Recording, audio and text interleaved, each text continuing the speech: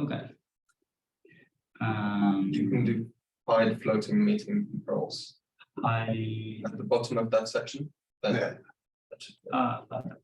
so Who's controlling the screen then? yeah, Me. well, yeah. Oh, it's not mouse. Got it. But I just wanted to If I can go back to introduce this, Max before we continue. So it's my privilege to introduce Dr. Max Falkenberg.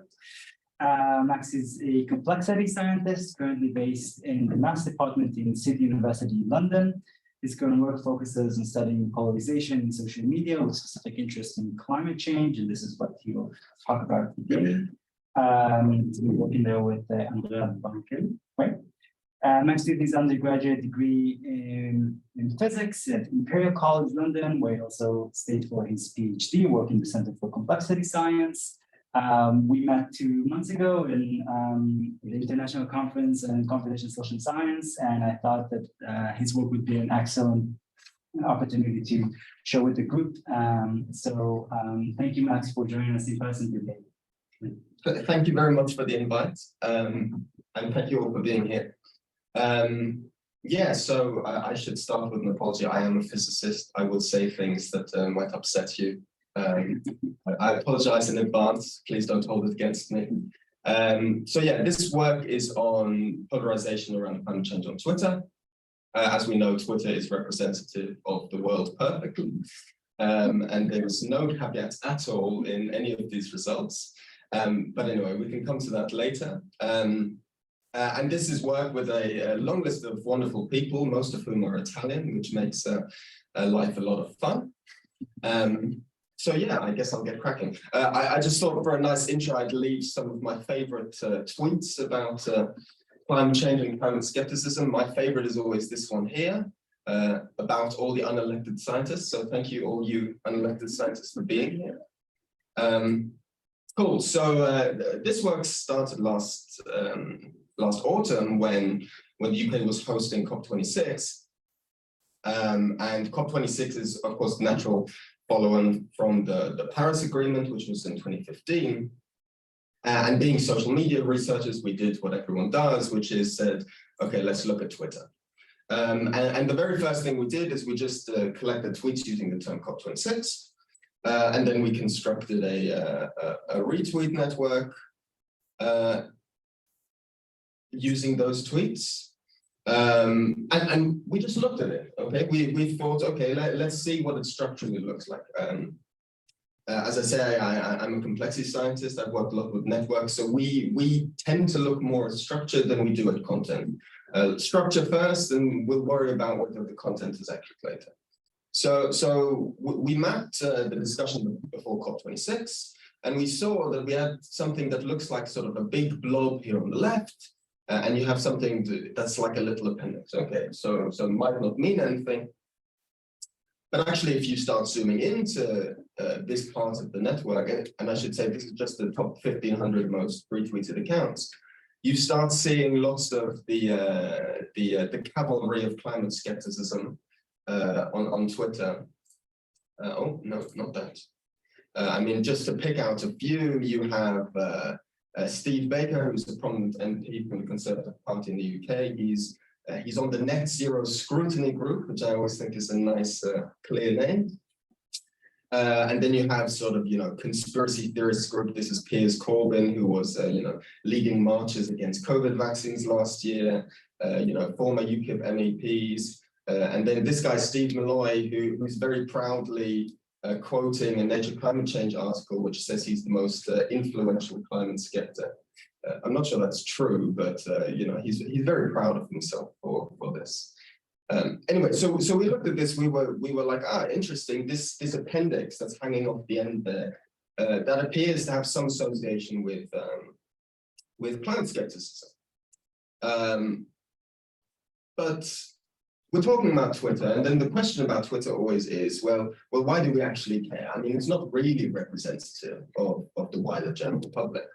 But I came across this article, I think this is from this May, and the interesting thing about Twitter is particularly how much politicians obsess about it, especially in this country, less so in the US, but especially in the UK. And I thought this quote was interesting. They were talking to Labour Party strategists, and they were saying that the one thing which might make the Labour Party electable is if all Labour politicians stopped using Twitter, because they'd stop worrying about the priorities of North London and worry more about the priorities of the people not on Twitter.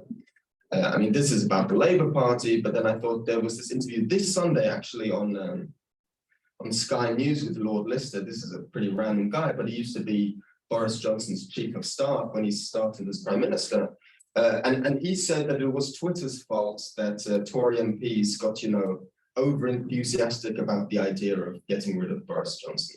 So I don't want to say Twitter is, the be all and end all, but there's at least a perception that is very influential, at least in political circles and for political decision making. So that's a little bit of the context around Twitter. So then we went back to this network and we thought, okay, what's the buzzword we like to use in social media? Well, let's start talking about polarization. And can we do this a little bit more formally? Can we talk about this a little bit more formally? So we wanted to measure this. And the way we do this is to take this retweet network and we split it into accounts we consider influential and accounts who retweet those influential users. And I should just say, we select these simply based on the cumulative number of retweets, but we've done it with a few different methods, and essentially you get the same results with a whole different set of ways of choosing influential people.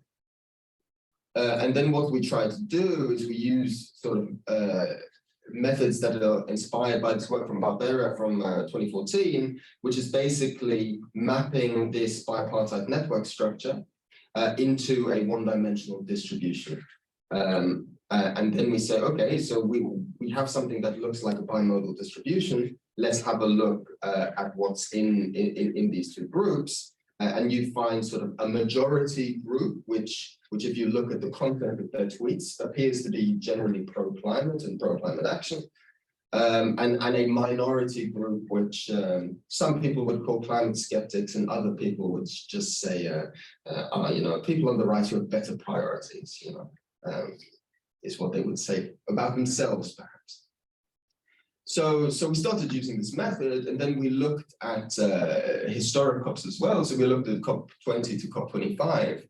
And what you find is that between COP20 and COP25, polarization measured using this method is not statistically significant between COP20 and COP25.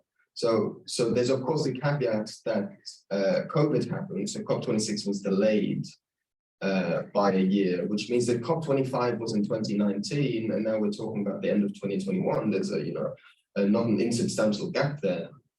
But if we're measuring polarization based on this metric, there appears to be a sudden increase in polarization during COP26. To put this more concretely, the only people we find in the minority in COP21 are three very well-known, very climate-focused accounts who are skeptical about climate action. If you look in COP26, you have about a sixth of all accounts are skeptical of pro-climate action or are generally part of the right and see action on climate as not a priority. Is the minimum you can say about them, and then it's you have a whole range there. What I should say though is I'm talking about polarization as if it's this sort of well-defined thing, and the fact is that we keep on talking about polarization, and it's not 100% clear what we mean when we say that. We're guilty of this as well. I mean, if you want to get a sort of good overview of how people think about polarization, I can really recommend this paper here by Bramson and colleagues.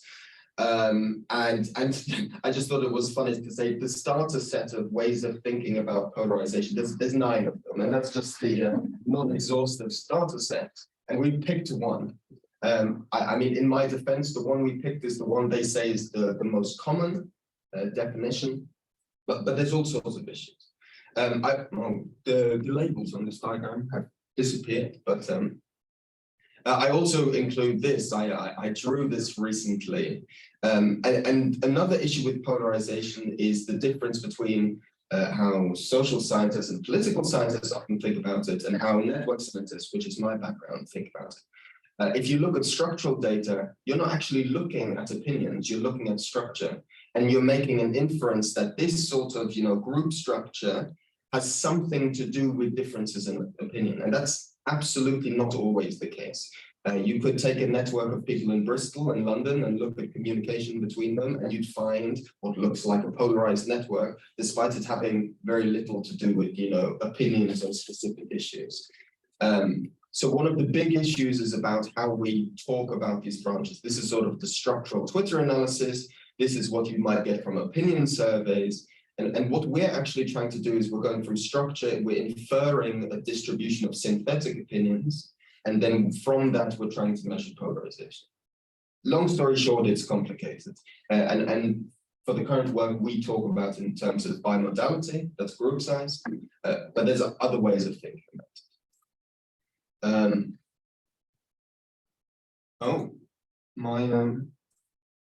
Well, there are pictures here that have disappeared. Oh, and more pictures. This is what's happened. Okay. Do you want me to share the Zoom link with you, and you could just share it from your? Yeah. Why don't I share this? Do you have this Zoom link? I don't think so. So let me just. It's fine. I'm not sure I'm on the internet. Is there actually?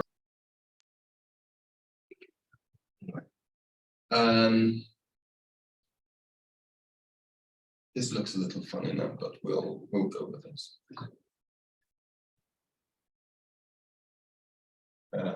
Okay, I mean, it's not ideal, but I'm not going to spend ages going through it now. Okay, I mean, that was just to show the this figure I was talking about. And then this D statistic you were just asking, that's actually a measure of bimodality. So it's essentially what it's doing is measuring whether a distribution is unimodal or multimodal. It doesn't distinguish between bimodal and more than two modes. But in general, what you find when you use the Barbera-esque methods is you find two dominant groups. And only then when you zoom in on one of those groups do you find more nuance. You exclude the smaller groups. Yes, it doesn't exclude them, but it merges them in a sense. So Hartigan and Hartigan, they have terms they use to describe the level of bimodality, and between COP20 and COP25. There is no bimodality. It is statistically not significant. And I think the term they would use for the level we see for COP26 is moderate polarization. Well, bimodality, so polarization. But essentially, it's a measure of group size. But I say it's essentially a measure of group size. There is a reason for not simply just purely measuring the size of two communities, but using this distribution. But I'll get onto that in a second. So what's but in terms of the distribution of what exactly? What's the measure that you're? So basically what we do is we have this network up here in the top left. Yeah. And then we basically do correspondence analysis, which is essentially a way of mapping this network into a distribution, a one-dimensional distribution. And that is essentially one-dimensional community. So it's like some structure. So you're plotting like maybe the distances between all the head and nose or something like that. It's sort of loosely analogous. Right? Yeah. I should say, by the way, of course, this doesn't guarantee this has anything to do with climate skepticism. This is just, two communities. But if you actually start looking into the groups, you find this split is based on using. Cool. Just to say, so what we do not mean when we talk about polarization is we don't mean shifting views. So we find changes in the expression of climate skepticism in COP26 relative to earlier COPs. But if you look at climate skeptic and pro-climate accounts, the most prominent ones during COP21, and pick only those who reappear in COP26, so people who have been engaged in 2015 and are still engaged in 2021, you find no shift in their position. You might find shifts in their precise views, but essentially all the people who were climate skeptics in 2015 are exactly with each other where they were previously. All the ones who were pro-climate are still with each other. And we also don't find any significant changes in the interaction rate between pro-climate groups and climate skeptic groups. What we do find, though, is that in 2015, a climate skeptic post might have received a handful of retweets and a handful of engagements from the broader political right. And now in 2021, we're finding huge engagement with climate skeptic posts and posts from the political right. And I mean, part of our, why might this be? There's an idea that, it's not an emergence of a whole new set of climate skeptics, but what's happened in the last 6 years is a willingness to now express those views far more openly and far more publicly. The example I just give, just to say, is someone like Nigel Farage has been a climate skeptic forever, but around 2015, around the time of Brexit, people weren't really talking about the climate in the context of Brexit. Whereas now, last year, they're talking about let's have a net zero referendum. This year, with the gas crisis, they're talking about, let's up fracking again, all those kind of issues. So it's now seen as an issue that will win votes, where 6 years ago, the right were skeptic, but perhaps they didn't care as much. I say that based on my sort of own feel of it. I can't, give you concrete numbers to justify that, but that's sort of how I. Can I follow up on that? Yeah. So this is an analysis just based on influencers, right? Or influencers and the people who retweet those. Okay, and the people who read. Yeah. So it can't be a case that it's just new users coming to Twitter and just amplifying those extreme views, is it? Yes, it may well be new users, but like a different cohort of users that's just amplifying these extreme views, or we would say there is a shift from very climate-focused individuals expressing skepticism about COP21 to a far broader cohort of people from the political right expressing skepticism during COP26. Whether they can be characterized as new users or not new users is difficult because Twitter goes in such waves and many accounts are active, were created 10 years ago, but have only started being active, 3 years ago, and then they stop being active again. I guess the point we'd say is there's no evidence of changes in the interaction rate between pro-climate and climate skeptic users. Just a follow-up. I mean, if you took a set structure with the influencers and you changed the probability of retweet, just say everyone's more likely to retweet, would that affect the D-measure outcome? It will. So the one thing to say about the D-measure is that it's contingent on you at least finding a handful of skeptics. So if you looked at COP21 and you only picked, out of 300 influencers, you only picked one person who was climate skeptic, or whatever method you chose to select them, only found one, you'd have problems with this D-measure. The point is that this here actually in the top left is where we deliberately force an equal number of influencers, the most prominent climate skeptics, the most prominent pro-climate groups. And then we don't care so much about the influencers, but the relative engagement with those influencers. You find the same results, essentially. You find no statistically significant bimodality in the retweeters in COP21, but you do find it in COP26, and it's a huge change. It's engagement with skeptics has grown 4 times more than the equivalent engagement with pro-climate groups. So And when you say engaging, are you looking at who's engaging? Is it people on the other side, or is it people who are new and previously weren't on either side? Like, we see no evidence of shifting positions. The best I can say is that it appears that the new people in COP26 are people from the broader political right and who were not very focused on climate issues previously. But to make strong statements of why their views are shifting is difficult, and where they've come from is also difficult.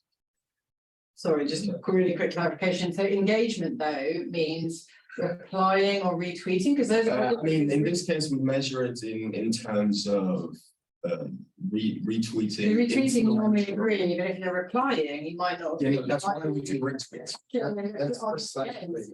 That's precisely why we do retweets. So it's all retweets. Okay. Yeah. Because quote tweets, you get loads of quote tweeting of people you disagree. Right. Yeah. People say retweet is not an endorsement, but I mean, please, it is. It's, you know, I might get in trouble for that, but I'm going to stick to it.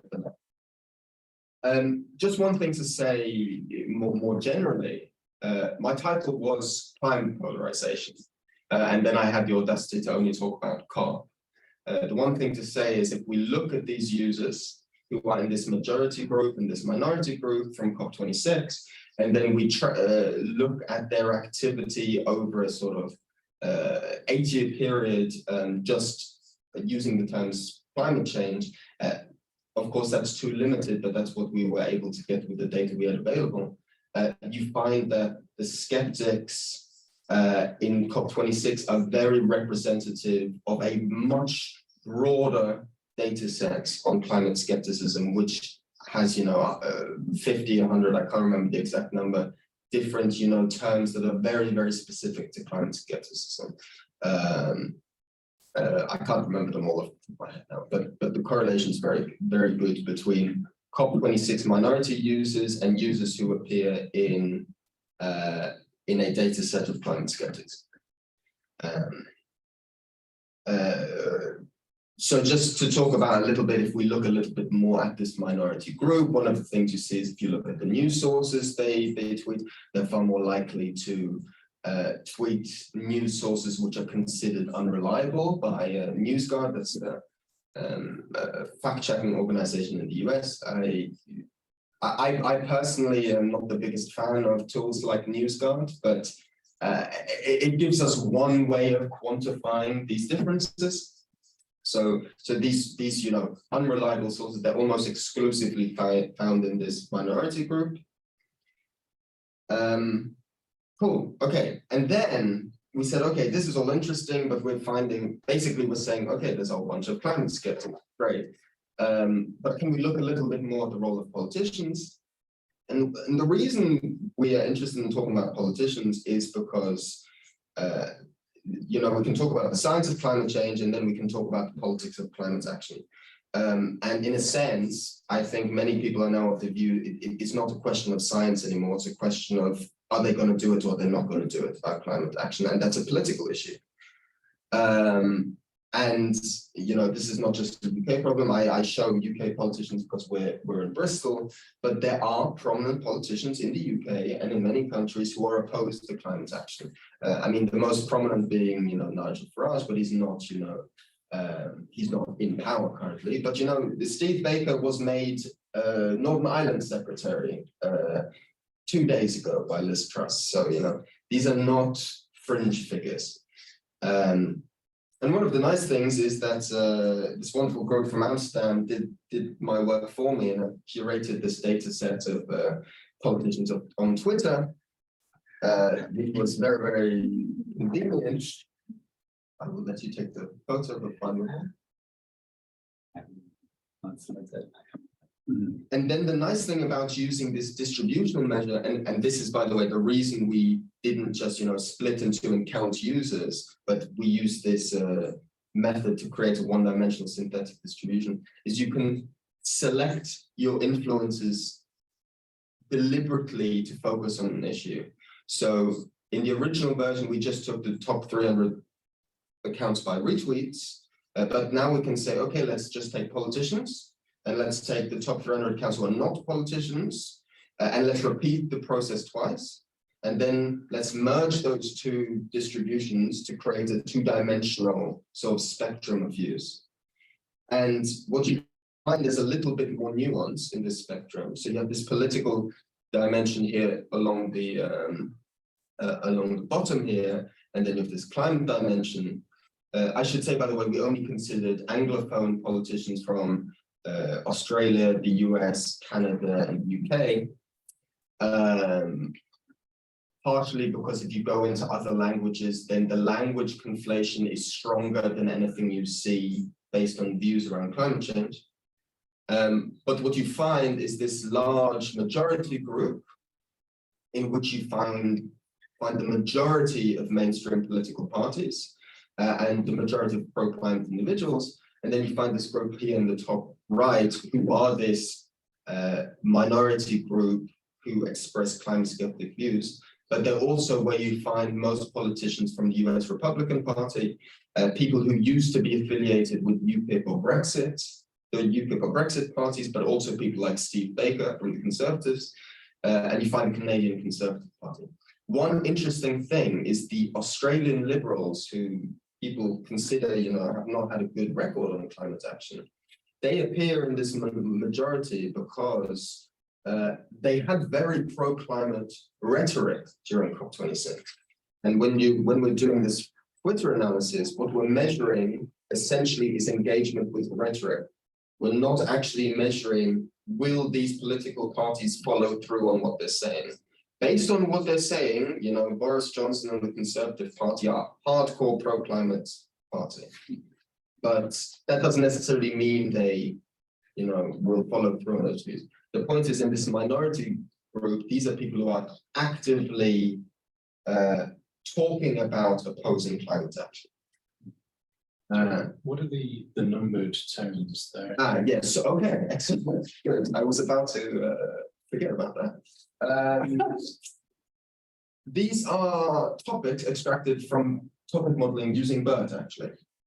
And what we can do is we can label all tweets using this topic model, and then we can take the median position of all tweets that are associated with users on this polarized spectrum, and we can say a topic's median position is here.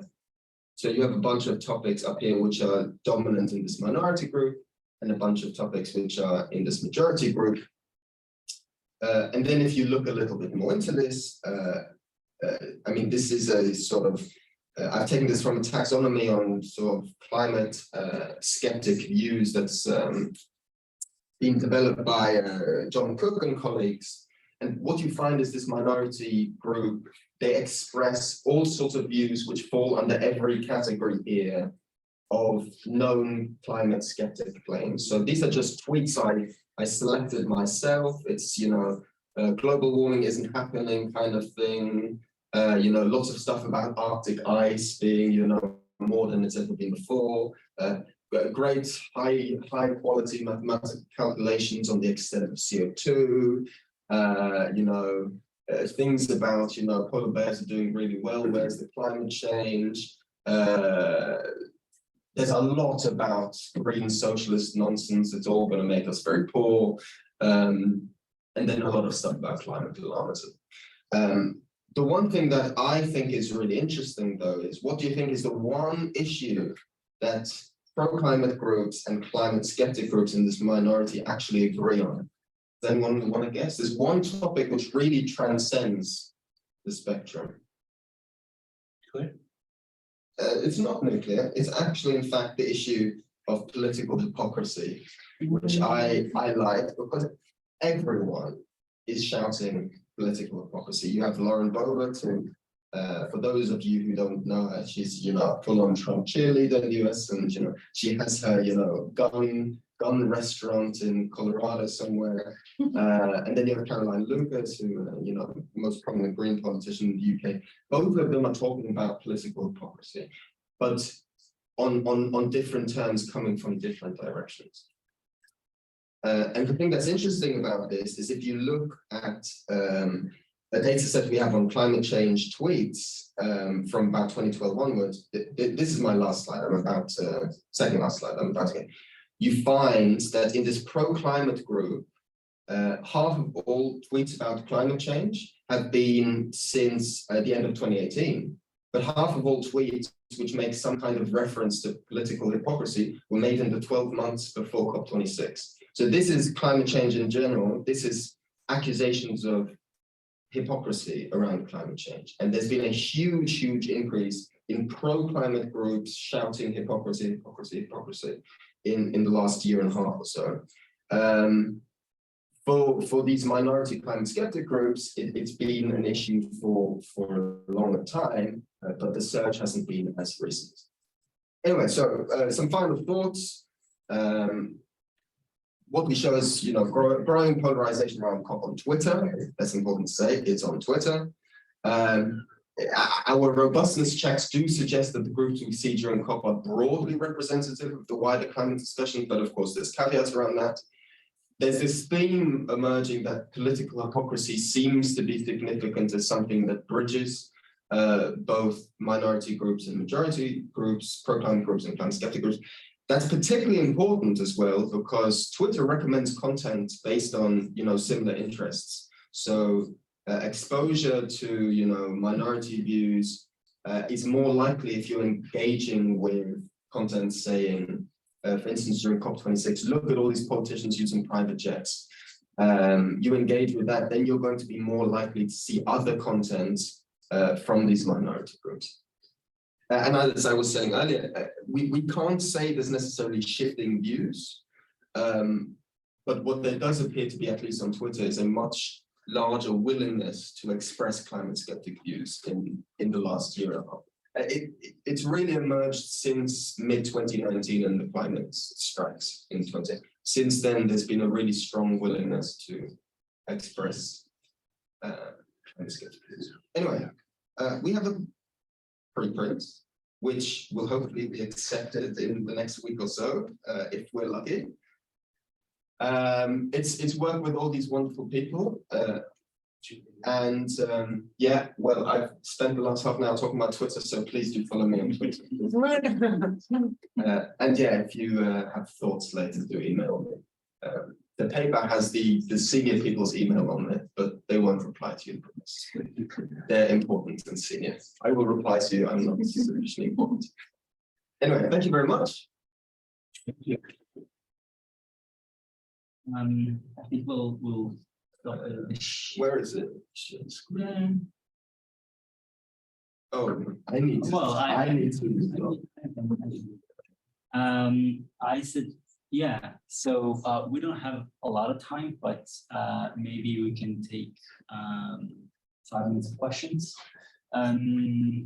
So we're going afterwards to, hopefully we'll have some time for lunch.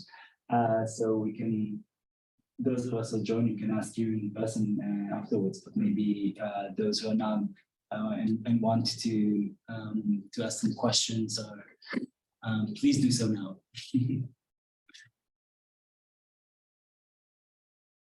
Anyone?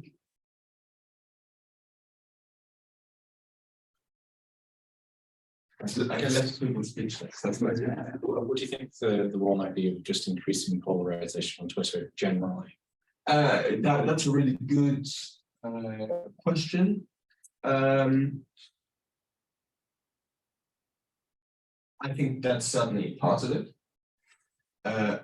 The thing that's interesting about that, though, is if you look at, for instance, US election polarization on Twitter, the big shift in polarization happens in 2016. And for reasons that are not completely clear, that big increase in general political polarization around 2016 did not translate to significant polarization on climate change on Twitter in 2016. That actually only appeared starting around mid-2019 with the global climate strikes. There was, of course, Trump taking the US out of the IPCC, but it doesn't seem to have had a major impact. Why is really not clear to me. but my gut instinct is that people just, it didn't seem like climate action was necessarily about to happen, so there was nothing necessarily to oppose historically. And now it looks like there's actually something you have to oppose. If you don't like climate action, you need to say it now, otherwise it's gonna. And just on my, purely personal opinion, I do think there's some truth to the idea that it's more important what politicians believe people think than what they actually think. I'm sure there's been lots of climate skeptics for a long time, but they don't shout it from the rooftops. And they've, recently, at least on Twitter, they've been very loud about climate skeptics. No, last, yeah, go ahead. I have a question, just a bit similar to your question, thinking about polarization more broadly. Have you not seen anything that correlates to the pandemic, kind of like late 2020? Because we've been living in the US, and certainly the pandemic really changed polarization in the US. And I'd be amazed if you did see some bumps in your graph. Yes, I would have. So one of the first things we were looking at is correlation with topics around COVID. If you look at the so we collected data using the term COP26, but not all of those are actually climate specific. So lots of things were tweets that were incidental, which were talking about the event, but had, for instance, something to do with COVID, about saying like, look at all these delegates who, have vaccine exemptions when we are forced to, get a vaccine. Or look at all these people not wearing, there was the classic Boris Johnson is not wearing a mask sitting next to David Attenborough. So there was a lot of content like that. And in this minority group, there was a lot of, the pandemic tweets. There were lots of tweets being like, we need to stop worrying about climate and worry about the real issue, which is illegal immigration, those kind of. But COVID was the single most dominant incidental, topic discussed. But based on the secondary data sets we have, the increase appears to have been there before COVID. It really seems to, at least on Twitter, appear global climate strikes, and then also Australian wildfires in January 2021. I can't remember what year it was. 2020. Right before COVID, yeah. And there was a lot there to do with the right blaming it on arson, saying it has nothing to do with climate change. It's, arson, false attribution on statistics, saying all these animals have died, and then other academics saying, actually, no, they've not all died. These are crazy numbers. So lots of people saying that the pro-climate movement is unreliable based on material around. But yeah, COVID was a huge issue. Yeah. Right, so if we want to get something to eat, we better really go. So thank you so much. Thank you so much for joining. And I will stop the recording right now.